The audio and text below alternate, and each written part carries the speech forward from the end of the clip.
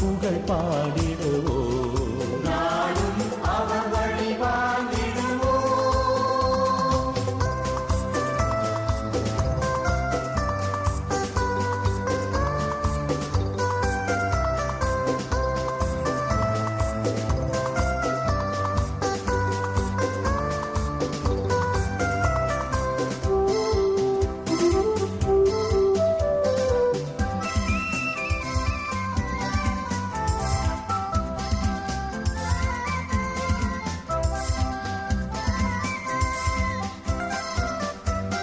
சிறு துளி பெரு வெள்ளமாகிடுமே, எளியவர் நலம் பெற இணைந்திடுவோம். சிறு துளி பெரு வெள்ளமாகிடுமே, எளியவர் நலம் பெற இணைந்திடுவோம். வறியவர் வாழ்வுகள் உயர்ந்திடுமே, வறுமையின் அவலங்கள் அகற்றிடுவோம்.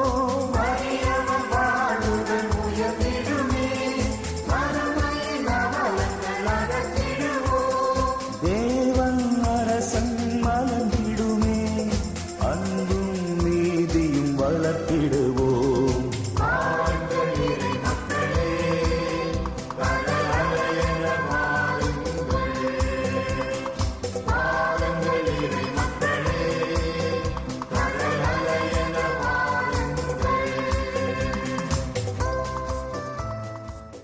இயேசு கிறிஸ்துவின் உயிர்ப்பு பெருவிழா தொடக்க செபம்.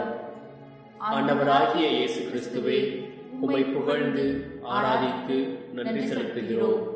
நீர் மரணத்தை வென்ற உயிர்ப்பு பெருவிழாவை நாங்கள் கொண்டாட ஆவலாக உள்ளோம்.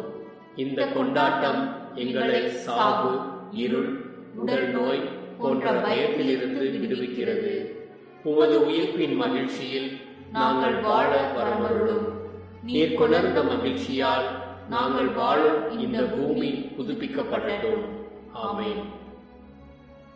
முதல் வாசகம். கொர்நேலியுவிடம் பேதுரு மொழிந்த இவ்வார்த்தைகள்தான் நமது விசுவாசத்தின் அச்சாரம். இறைவனது வார்த்தை மனுவுருவாகி நம்மிடையே குடிக்கொண்டார். சாவை வென்று உயிர்த்து நம்மை பாவத்திலிருந்து மீட்டார். இறை இயேசுவின் அனுபவம் பேதுருவை இவ்வாறு முழங்க வைத்தது.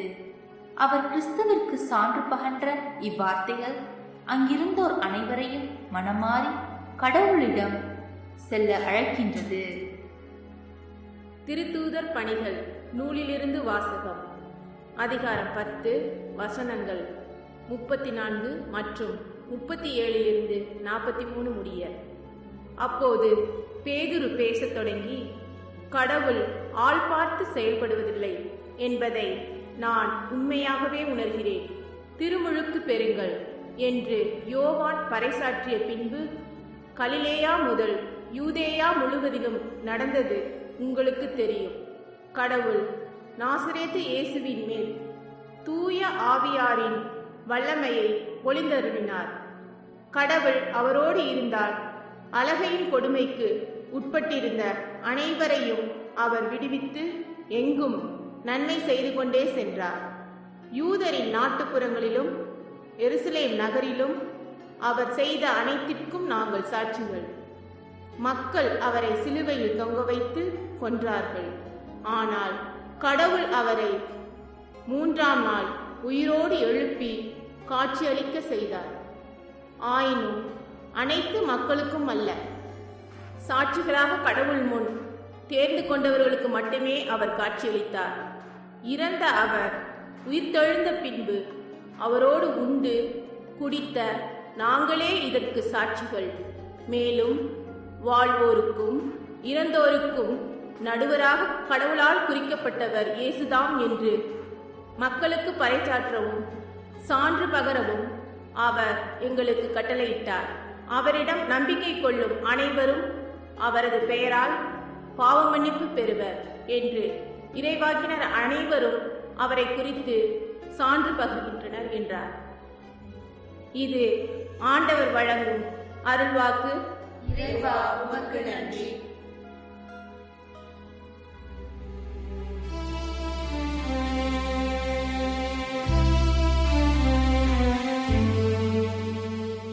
ஆண்டவர் தோற்றுவித்த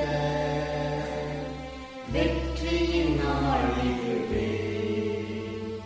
இன்று அக்களிப்போம், மகிழ்வோம், ஆண்டவர் தோற்றுவித்த. ஆண்டவருக்கு நன்றி செலுத்துங்கள், ஏனெனில் அவர் நல்லவர். என்றென்றும் உள்ளது அவரது பேரன்பு, என்றென்றும் உள்ளது அவரது பேரன்பு என்று இஸ்ரவேல் மக்கள் சாற்றுவார்களாக. ஆண்டவர் தோற்றுவித்த வெற்றியின் நாள் இதுவே. இன்று அக்களிப்போம், மகிழ்வோம், ஆண்டவர் தோற்றுவித்த. ஆண்டவரது வழக்கை உயர்ந்தோங்கி உள்ளது, ஆண்டவரது வழக்கை வலிமையாய் செயலாற்றியுள்ளது. நான் இறந்தொழியே உயிர் வாழ்வே, ஆண்டவரின் செயல்களை துரைப்பேன். ஆண்டவர் தோற்றுவித்த வெற்றியின் நாள் இதுவே. இன்று அக்களிப்போம், மகிழ்வோம், ஆண்டவர் தோற்றுவித்த. கட்டுவோர் புறக்கணித்த கல்லே, கட்டடத்துக்கு மூளைக்கல்லாயிற்று. ஆண்டவரால் இது நிகழ்ந்துள்ளது, நம் கண்களுக்கு இது வியப்பாயிற்று. ஆண்டவர் தோற்றுவித்த வெற்றியின் நாள் இதுவே. இன்று அக்களிப்போம், மகிழ்வோம், ஆண்டவர் தோற்றுவித்த வெற்றியின் நாள் இதுவே. இன்று அக்களிப்போம், மகிழ்வோம், ஆண்டவர் தோற்றுவித்த. இரண்டாம் வாசகம். நீங்கள் கிறிஸ்துவோடு உயிர் பெற்று மேலுலகு சார்ந்தவற்றை நாடுங்கள் என்ற புனித பவுல் அடியாரின் வார்த்தைகள் கிறிஸ்துவோடு நாம் உயிர்த்த போது நமக்கும் கிறிஸ்துவின் உண்மை வாழ்வில் உரிமையுண்டு என நினைவுறுத்துகிறார். எனவே பாவத்தின் மீதும் சாவின் மீதும் கிறிஸ்து பெற்ற இவ்வெற்றி நம் வாழ்விலும் பிரதிபலிக்க வேண்டும். இரண்டாம் வாசகம். கொலோசியருக்கு எழுதிய முதலாம் திருமுகத்திலிருந்து வாசகம். அதிகாரம் 3, வசனங்கள் 1 முதல் 4 வரை. நீங்கள் கிறிஸ்துவோடு உயிர் பெற்று எழுந்தவர்களானால் மேலுலகு சார்ந்தவற்றை நாடுங்கள். அங்கு கிறிஸ்து கடவுளின் வலப்பக்கத்தில் அமர்ந்திருக்கின்றார். இவ்வுலகு சார்ந்தவை பற்றி அல்ல, மேலுலகு சார்ந்தவை பற்றியே எண்ணுங்கள். ஏனெனில் நீங்கள் கிறிஸ்துவோடு இறந்துவிட்டீர்கள். உங்கள் வாழ்வு அவரோடு இணைந்து கடவுளிடம் மறைந்து இருக்கிறது. கிறிஸ்துவே உங்களுக்கு வாழ்வு அளிப்பவர். அவர் தோன்றும் பொழுது நீங்களும் அவரோடு மாட்சி பொருந்தியவராக தோன்றுவீர்கள். இது ஆண்டவர் வழங்கும் அருள்வாக்கு. இறைவா உமக்கு நன்றி.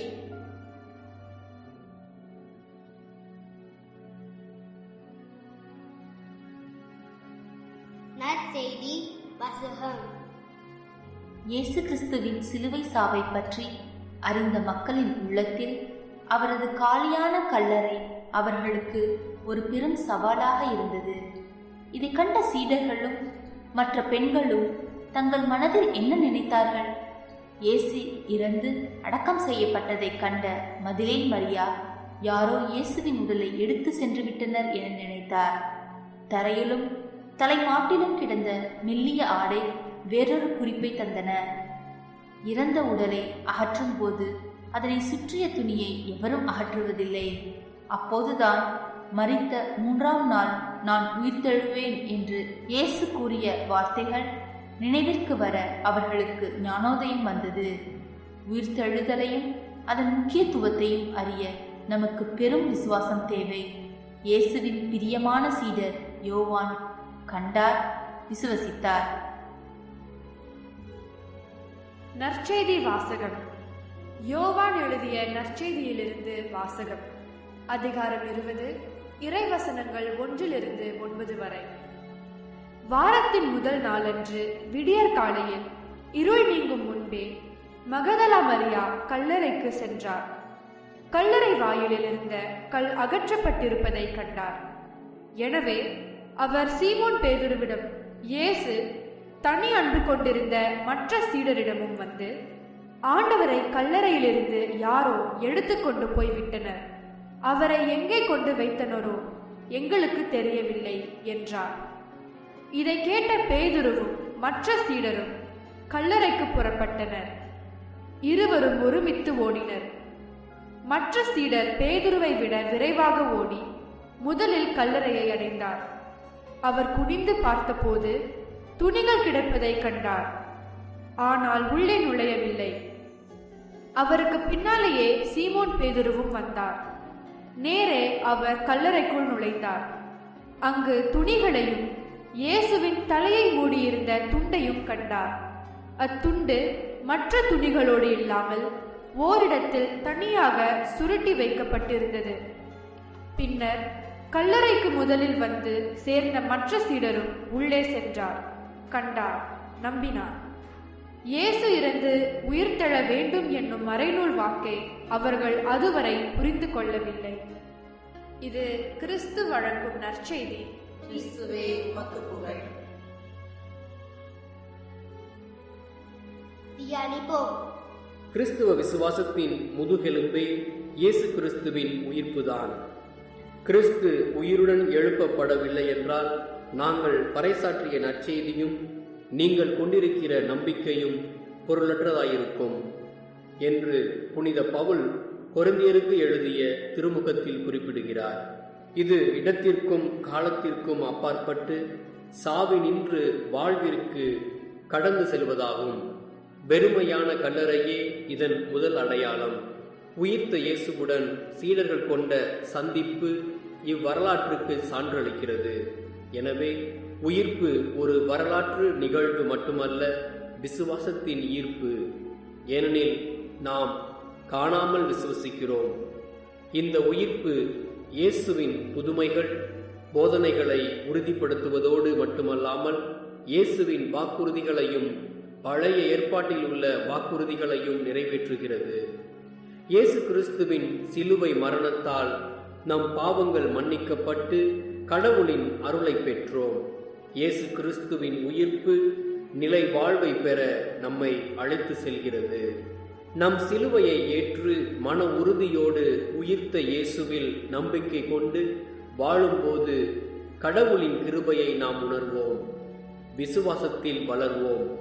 இந்த விசுவாசத்தில் நாம் வாழும்போது நம் குடும்பத்தில் பணித்தளங்களில் ஏற்படும் பிரச்சனைகளை எளிதாக கையாளவும் கடினமாக செயல்படும் நபர்களுடன் அன்போடு பழகவும் உதவுகிறது.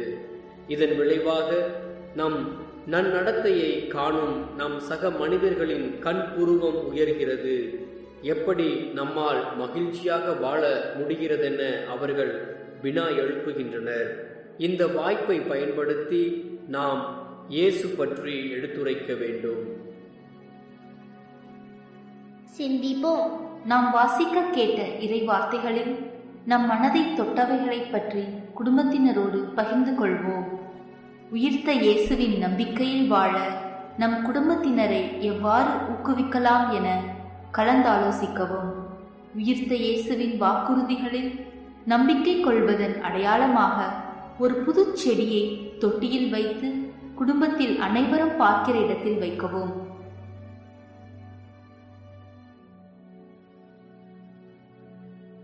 நல்ல செயல் செய்யும்.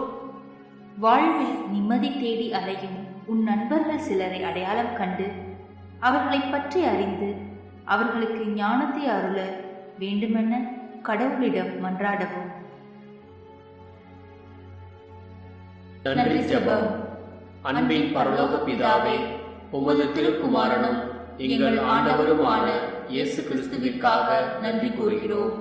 எங்கள் விசுவாசத்திற்கும் நன்றியை சமர்ப்பித்து உயிர்ப்பின் ஒளியிலும் மகிழ்ச்சியிலும் தகுதி உடையவராக என்றும் வாழ வரமருளும். ஆமென்.